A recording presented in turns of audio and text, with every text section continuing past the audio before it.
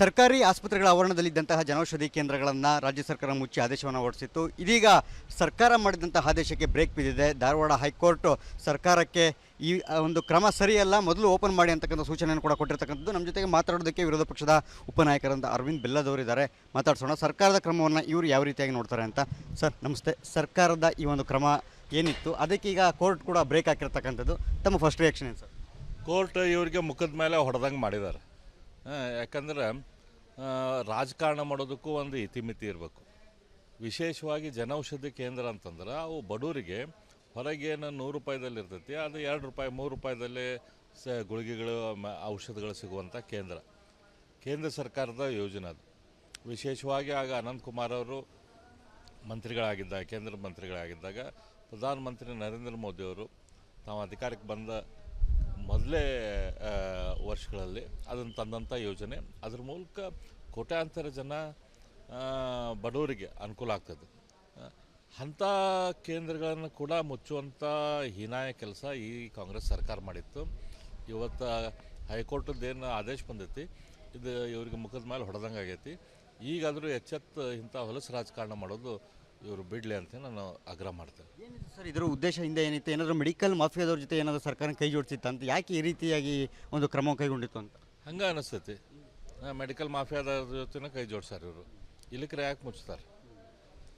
ಇಂಥ ಒಂದು ಭಾರತೀಯ ಜನತಾ ಪಕ್ಷದಕ್ಕೆ ಮಾಡಿದಂಥ ಕೆಲಸಗಳನ್ನು ಜನರಿಗೆ ಮುಟ್ಟಿಸ್ಬಾರ್ದು ಅಂತೇಳಿ ಎರಡನೇದು ಮೆಡಿಕಲ್ ಮಾಫಿಯಾ ಜೊತೆ ಕೈ ಜೋಡಿಸ್ಯಾರ. ದೇಶದ ರಾಜಕಾರಣ ಕೂಡ ಮಾಡ್ತಾ ಇದೆ ಏನಾಗಿದ್ರೆ ಎಲ್ಲ ಕೂಡ ದ್ವೇಷದ ರಾಜಕಾರಣ ಇದ್ದಿದ್ದಕ್ಕೆ ಭಾರತೀಯ ಜನತಾ ಪಕ್ಷದ ಸ್ಕೀಮ್ಗಳನ್ನು ಇಂಪ್ಲಿಮೆಂಟ್ ಮಾಡ್ತಾ ಇಲ್ಲ. ಅದ್ರ ಜೊತೆ ಇವ್ರಿಗೆ ಫಾಯ್ದೆ ಆಗುವಾಗ ಮೆಡಿಕಲ್ ಮಾಫಿಯಾ ಜೊತೆ ಕೈ ಜೋಡಿಸಿದ್ದು. ಈಗ ಮುಚ್ಚಿದ್ದಾರೆ, ಇನ್ನೂ ಕೂಡ ಓಪನ್ ಆಗಿಲ್ಲ. ಇನ್ನೂ ಕೆಲವು ಕಡೆಗೆಲ್ಲ ಹೈಕೋರ್ಟ್ ಹೇಳಿದೆ. ಈಗ ತಕ್ಷಣವೇ ಸರ್ಕಾರಕ್ಕೆ ತಾವೊಂದು ಯಾವ ಒಂದು ಎಚ್ಚರಿಕೆಯನ್ನು ಕೊಡ್ತೀವಿ? ಈಗ ಅವ್ರು ಮಾಡಲಿಲ್ಲ ಅಂತಂದ್ರೆ ಕೋರ್ಟ್ ಆ್ಯಕ್ಷನ್ ತೊಗೊತೈತಿ. ಕೋರ್ಟ್ ಅವ್ರನ್ನ ಒಳಗೆ ಹಾಕ್ತೈತಿ, ಯಾರು ಮಾಡೋದಿಲ್ಲ. ಅವ್ರು ತಕ್ಷಣ ಇಮಿಡಿಯೇಟ್ಲಿ ಓಪನ್ ಮಾಡ್ಬೇಕು. ಏನು ತಪ್ಪು ಮಾಡ್ಯಾರ ಅದನ್ನು ಸುಧಾರಿಸ್ಕೋಬೇಕು. Thank you so much sir. Yes okay, ಇದಿಷ್ಟು ಕೂಡ ವಿರೋಧ ಪಕ್ಷದ ಉಪನಾಯಕರಂತ ಅರವಿಂದ್ ಬೆಲ್ಲದವರ ಮಾತು. ತಕ್ಷಣ ಓಪನ್ ಮಾಡಬೇಕು, ಇಲ್ಲಾಂದರೆ ಕೋರ್ಟೇ ಅವರಿಗೆ ತರಾಟೆಗೆ ತೆಗೆದುಕೊಳ್ಳುತ್ತೆ. ಜೊತೆಗೆ ಇವು ರಾಜ್ಯ ಸರ್ಕಾರ ಮತ್ತು ಆರೋಗ್ಯ ಇಲಾಖೆ ಏನಿದೆ ಇವೆರಡೂ ಕೂಲರನ್ನು ಎಲ್ಲೋ ಒಂದು ಕಡೆ ಮೆಡಿಕಲ್ ಮಾಫಿಯಾದವ್ರ ಜೊತೆ ಕೈ ಜೋಡಿಸಿರ್ತಕ್ಕಂಥದ್ದು ಎದ್ದು ಕಾಣ್ತಾ ಇದೆ ಅಂತಕ್ಕಂಥ ಮಾತನ್ನು ಕೂಡ, ಗಂಭೀರವಾದಂತಹ ಒಂದು ಆರೋಪವನ್ನು ಕೂಡ ಅರವಿಂದ್ ಬೆಲ್ಲದವರು ಮಾಡಿರ್ತಕ್ಕಂಥದ್ದು.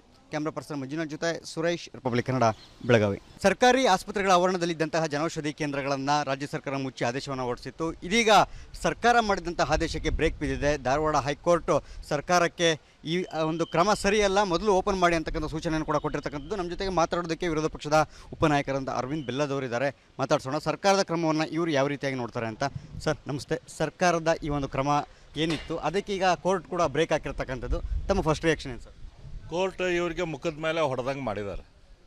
ಯಾಕಂದ್ರೆ ರಾಜಕಾರಣ ಮಾಡೋದಕ್ಕೂ ಒಂದು ಇತಿಮಿತಿ ಇರಬೇಕು. ವಿಶೇಷವಾಗಿ ಜನೌಷಧಿ ಕೇಂದ್ರ ಅಂತಂದ್ರೆ ಅವು ಬಡವರಿಗೆ ಹೊರಗೇನು 100 ರೂಪಾಯಿದಲ್ಲಿ ಇರ್ತೈತಿ, ಅದು 2 ರೂಪಾಯಿ 3 ರೂಪಾಯಿದಲ್ಲೇ ಗುಳಿಗೆಗಳು ಔಷಧಗಳು ಸಿಗುವಂಥ ಕೇಂದ್ರ ಸರ್ಕಾರದ ಯೋಜನೆ ಅದು. ವಿಶೇಷವಾಗಿ ಆಗ ಅನಂತಕುಮಾರ್ ಅವರು ಮಂತ್ರಿಗಳಾಗಿದ್ದಾಗ, ಕೇಂದ್ರ ಮಂತ್ರಿಗಳಾಗಿದ್ದಾಗ ಪ್ರಧಾನಮಂತ್ರಿ ನರೇಂದ್ರ ಮೋದಿಯವರು ತಾವು ಅಧಿಕಾರಕ್ಕೆ ಬಂದ ಮೊದಲೇ ವರ್ಷಗಳಲ್ಲಿ ಅದನ್ನು ತಂದಂಥ ಯೋಜನೆ. ಅದ್ರ ಮೂಲಕ ಕೋಟ್ಯಾಂತರ ಜನ ಬಡವರಿಗೆ ಅನುಕೂಲ ಆಗ್ತದೆ. ಅಂಥ ಕೇಂದ್ರಗಳನ್ನು ಕೂಡ ಮುಚ್ಚುವಂಥ ಹೀನಾಯ ಕೆಲಸ ಈ ಕಾಂಗ್ರೆಸ್ ಸರ್ಕಾರ ಮಾಡಿತ್ತು. ಇವತ್ತು ಹೈಕೋರ್ಟದ್ದೇನು ಆದೇಶ ಬಂದೈತಿ, ಇದು ಇವ್ರಿಗೆ ಮುಖದ ಮೇಲೆ ಹೊಡೆದಂಗೆ ಆಗೈತಿ. ಈಗಾದರೂ ಎಚ್ಚೆತ್ತು ಇಂಥ ಹೊಲಸು ರಾಜಕಾರಣ ಮಾಡೋದು ಇವರು ಬಿಡಲಿ ಅಂತ ನಾನು ಆಗ್ರಹ ಮಾಡ್ತೇನೆ. ಏನಿದೆ ಸರ್ ಇದರ ಉದ್ದೇಶ ಹಿಂದೆ ಏನಿತ್ತು? ಏನಾದರೂ ಮೆಡಿಕಲ್ ಮಾಫಿಯಾದವ್ರ ಜೊತೆ ಏನಾದರೂ ಸರ್ಕಾರ ಕೈ ಜೋಡಿಸಿತ್ತು ಅಂತ, ಯಾಕೆ ಈ ರೀತಿಯಾಗಿ ಒಂದು ಕ್ರಮ ಕೈಗೊಂಡಿತ್ತು ಅಂತ ಹಂಗೆ ಅನಿಸ್ತೈತಿ.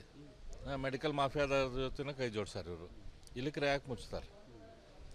ಇಂಥ ಒಂದು ಭಾರತೀಯ ಜನತಾ ಪಕ್ಷದಕ್ಕೆ ಮಾಡಿದಂಥ ಕೆಲಸಗಳನ್ನು ಜನರಿಗೆ ಮುಟ್ಟಿಸ್ಬಾರ್ದು ಅಂತೇಳಿ ಎರಡನೇದು ಮೆಡಿಕಲ್ ಮಾಫಿಯಾ ಜೊತೆ ಕೈ ಜೋಡಿಸ್ಯಾರ. ದೇಶದ ರಾಜಕಾರಣ ಕೂಡ ಮಾಡ್ತಾ ಇದೆ ಏನಾಗಿದ್ರೆ ಎಲ್ಲ ಕೂಡ ದ್ವೇಷದ ರಾಜಕಾರಣ ಇದ್ದಿದ್ದಕ್ಕೆ ಭಾರತೀಯ ಜನತಾ ಪಕ್ಷದ ಸ್ಕೀಮ್ಗಳನ್ನು ಇಂಪ್ಲಿಮೆಂಟ್ ಮಾಡ್ತಾ ಇಲ್ಲ. ಅದ್ರ ಜೊತೆ ಇವ್ರಿಗೆ ಫಾಯ್ದೆ ಆಗುವಾಗ ಮೆಡಿಕಲ್ ಮಾಫಿಯಾ ಜೊತೆ ಕೈ ಜೋಡಿಸಿದ್ದು. ಈಗ ಮುಚ್ಚಿದ್ದಾರೆ, ಇನ್ನೂ ಕೂಡ ಓಪನ್ ಆಗಿಲ್ಲ. ಇನ್ನೂ ಕೆಲವು ಕಡೆಗೆಲ್ಲ ಹೈಕೋರ್ಟ್ ಹೇಳಿದೆ. ಈಗ ತಕ್ಷಣವೇ ಸರ್ಕಾರಕ್ಕೆ ತಾವೊಂದು ಯಾವ ಒಂದು ಎಚ್ಚರಿಕೆಯನ್ನು ಕೊಡ್ತೀವಿ? ಈಗ ಅವ್ರು ಮಾಡಲಿಲ್ಲ ಅಂತಂದ್ರೆ ಕೋರ್ಟ್ ಆ್ಯಕ್ಷನ್ ತೊಗೊತೈತಿ. ಕೋರ್ಟ್ ಅವ್ರನ್ನ ಒಳಗೆ ಹಾಕ್ತೈತಿ, ಯಾರು ಮಾಡೋದಿಲ್ಲ. ಅವ್ರು ತಕ್ಷಣ ಇಮಿಡಿಯೇಟ್ಲಿ ಓಪನ್ ಮಾಡ್ಬೇಕು. ಏನು ತಪ್ಪು ಮಾಡ್ಯಾರ ಅದನ್ನು ಸುಧಾರಿಸ್ಕೋಬೇಕು. Thank you so much sir. Yes okay, ಇದಿಷ್ಟು ಕೂಡ ವಿರೋಧ ಪಕ್ಷದ ಉಪನಾಯಕರಂತ ಅರವಿಂದ್ ಬೆಲ್ಲದವರ ಮಾತು. ತತ್ಕ್ಷಣ ಓಪನ್ ಮಾಡಬೇಕು, ಇಲ್ಲಾಂದರೆ ಕೋರ್ಟೇ ಅವರಿಗೆ ತರಾಟೆಗೆ ತೆಗೆದುಕೊಳ್ಳುತ್ತೆ. ಜೊತೆಗೆ ಇವು ರಾಜ್ಯ ಸರ್ಕಾರ ಮತ್ತು ಆರೋಗ್ಯ ಇಲಾಖೆ ಏನಿದೆ ಇವೆರಡೂ ಕೂಲರನ್ನು ಎಲ್ಲೋ ಒಂದು ಕಡೆ ಮೆಡಿಕಲ್ ಮಾಫಿಯಾದವ್ರ ಜೊತೆ ಕೈ ಜೋಡಿಸಿರ್ತಕ್ಕಂಥದ್ದು ಎದ್ದು ಕಾಣ್ತಾ ಇದೆ ಅಂತಕ್ಕಂಥ ಮಾತನ್ನು ಕೂಡ ಗಂಭೀರವಾದಂತಹ ಒಂದು ಆರೋಪವನ್ನು ಕೂಡ ಅರವಿಂದ್ ಬೆಲ್ಲದವರು ಮಾಡಿರ್ತಕ್ಕಂಥದ್ದು.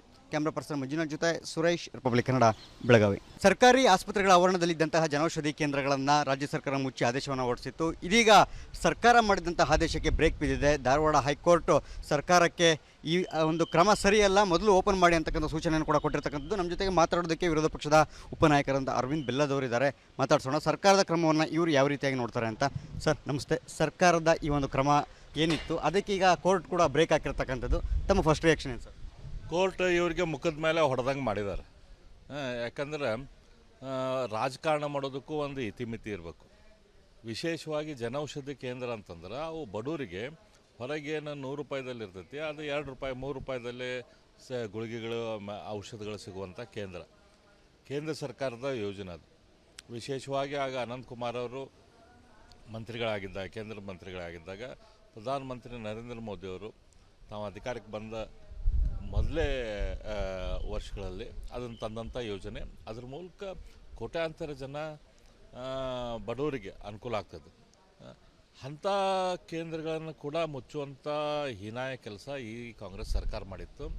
ಇವತ್ತು ಹೈಕೋರ್ಟದ್ದೇನು ಆದೇಶ ಬಂದೈತಿ, ಇದು ಇವ್ರಿಗೆ ಮುಖದ ಮೇಲೆ ಹೊಡೆದಂಗೆ ಆಗೈತಿ.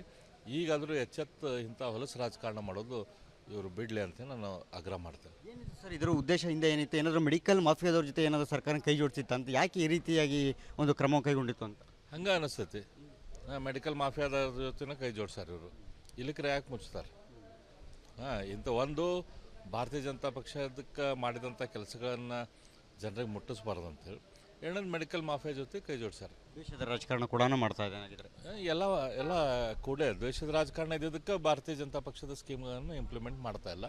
ಅದ್ರ ಜೊತೆ ಇವ್ರಿಗೆ ಫಾಯ್ದೆ ಆಗುವಾಗ ಮೆಡಿಕಲ್ ಮಾಫಿಯಾ ಜೊತೆ ಕೈ ಜೋಡಿಸಿದ್ದು. ಈಗ ಮುಚ್ಚಿದ್ದಾರೆ, ಇನ್ನೂ ಕೂಡ ಓಪನ್ ಆಗಿಲ್ಲ. ಇನ್ನೂ ಕೆಲವು ಕಡೆಗೆಲ್ಲ ಹೈಕೋರ್ಟ್ ಹೇಳಿದೆ.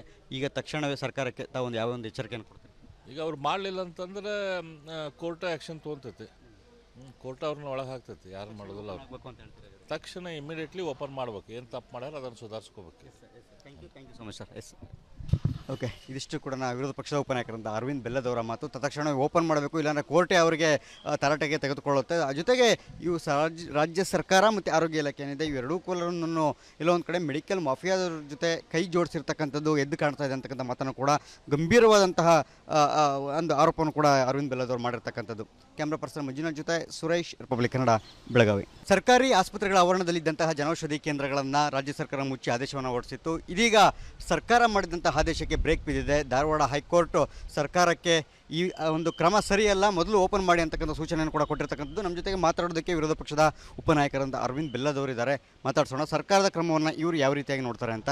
ಸರ್ ನಮಸ್ತೆ. ಸರ್ಕಾರದ ಈ ಒಂದು ಕ್ರಮ ಏನಿತ್ತು ಅದಕ್ಕೀಗ ಕೋರ್ಟ್ ಕೂಡ ಬ್ರೇಕ್ ಹಾಕಿರ್ತಕ್ಕಂಥದ್ದು, ತಮ್ಮ ಫಸ್ಟ್ ರಿಯಾಕ್ಷನ್ ಏನು ಸರ್? ಕೋರ್ಟ್ ಇವರಿಗೆ ಮುಖದ ಮೇಲೆ ಹೊಡೆದಂಗೆ ಮಾಡಿದ್ದಾರೆ. ಯಾಕಂದ್ರೆ ರಾಜಕಾರಣ ಮಾಡೋದಕ್ಕೂ ಒಂದು ಇತಿಮಿತಿ ಇರಬೇಕು. ವಿಶೇಷವಾಗಿ ಜನೌಷಧಿ ಕೇಂದ್ರ ಅಂತಂದ್ರೆ ಅವು ಬಡವರಿಗೆ ಹೊರಗೇನು 100 ರೂಪಾಯಿದಲ್ಲಿ ಇರ್ತೈತಿ, ಅದು 2 ರೂಪಾಯಿ 3 ರೂಪಾಯಿದಲ್ಲಿ ಗುಳಿಗೆಗಳು ಔಷಧಗಳು ಸಿಗುವಂಥ ಕೇಂದ್ರ ಸರ್ಕಾರದ ಯೋಜನೆ ಅದು. ವಿಶೇಷವಾಗಿ ಆಗ ಅನಂತಕುಮಾರ್ ಅವರು ಮಂತ್ರಿಗಳಾಗಿದ್ದಾಗ, ಕೇಂದ್ರ ಮಂತ್ರಿಗಳಾಗಿದ್ದಾಗ ಪ್ರಧಾನಮಂತ್ರಿ ನರೇಂದ್ರ ಮೋದಿಯವರು ತಾವು ಅಧಿಕಾರಕ್ಕೆ ಬಂದ ಮೊದಲೇ ವರ್ಷಗಳಲ್ಲಿ ಅದನ್ನು ತಂದಂಥ ಯೋಜನೆ. ಅದ್ರ ಮೂಲಕ ಕೋಟ್ಯಾಂತರ ಜನ ಬಡವರಿಗೆ ಅನುಕೂಲ ಆಗ್ತದೆ. ಅಂಥ ಕೇಂದ್ರಗಳನ್ನು ಕೂಡ ಮುಚ್ಚುವಂಥ ಹೀನಾಯ ಕೆಲಸ ಈ ಕಾಂಗ್ರೆಸ್ ಸರ್ಕಾರ ಮಾಡಿತ್ತು. ಇವತ್ತು ಹೈಕೋರ್ಟದ್ದೇನು ಆದೇಶ ಬಂದೈತಿ, ಇದು ಇವ್ರಿಗೆ ಮುಖದ ಮೇಲೆ ಹೊಡೆದಂಗೆ ಆಗೈತಿ. ಈಗಾದರೂ ಎಚ್ಚೆತ್ತು ಇಂಥ ಹೊಲಸು ರಾಜಕಾರಣ ಮಾಡೋದು ಇವರು ಬಿಡಲಿ ಅಂತ ನಾನು ಆಗ್ರಹ ಮಾಡ್ತೇನೆ. ಏನಿದೆ ಸರ್ ಇದರ ಉದ್ದೇಶ ಹಿಂದೆ ಏನಿತ್ತು? ಏನಾದರೂ ಮೆಡಿಕಲ್ ಮಾಫಿಯಾದವ್ರ ಜೊತೆ ಏನಾದರೂ ಸರ್ಕಾರ ಕೈ ಜೋಡಿಸಿತ್ತು ಅಂತ, ಯಾಕೆ ಈ ರೀತಿಯಾಗಿ ಒಂದು ಕ್ರಮ ಕೈಗೊಂಡಿತ್ತು ಅಂತ ಹಂಗೆ ಅನಿಸ್ತೈತಿ. ಮೆಡಿಕಲ್ ಮಾಫಿಯಾದವ್ರ ಜೊತೆನೇ ಕೈ ಜೋಡಿಸ್ತಾರೆ ಇವರು. ಇಲ್ಲಿಕ್ರೆ ಯಾಕೆ ಮುಚ್ತಾರೆ?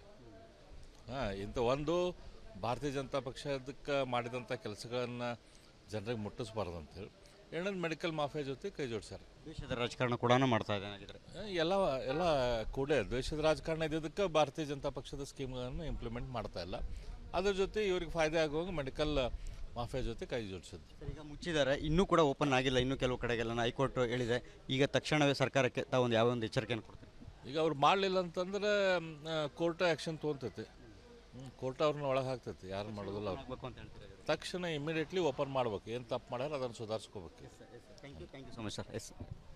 ಓಕೆ, ಇದಿಷ್ಟು ಕೂಡ ವಿರೋಧ ಪಕ್ಷದ ಉಪನಾಯಕರಿಂದ ಅರವಿಂದ್ ಬೆಲ್ಲದವರ ಮಾತು. ತಕ್ಷಣ ಓಪನ್ ಮಾಡಬೇಕು, ಇಲ್ಲಾಂದರೆ ಕೋರ್ಟೇ ಅವರಿಗೆ ತರಾಟೆಗೆ ತೆಗೆದುಕೊಳ್ಳುತ್ತೆ. ಜೊತೆಗೆ ಇವು ರಾಜ್ಯ ಸರ್ಕಾರ ಮತ್ತು ಆರೋಗ್ಯ ಇಲಾಖೆ ಏನಿದೆ ಇವೆರಡೂ ಕೂಲರನ್ನು ಎಲ್ಲೊಂದು ಕಡೆ ಮೆಡಿಕಲ್ ಮಾಫಿಯಾದವ್ರ ಜೊತೆ ಕೈ ಜೋಡಿಸಿರ್ತಕ್ಕಂಥದ್ದು ಎದ್ದು ಕಾಣ್ತಾ ಇದೆ ಅಂತಕ್ಕಂಥ ಮಾತನ್ನು ಕೂಡ ಗಂಭೀರವಾದಂತಹ ಒಂದು ಆರೋಪವನ್ನು ಕೂಡ ಅರವಿಂದ್ ಬೆಲ್ಲದವರು ಮಾಡಿರ್ತಕ್ಕಂಥದ್ದು.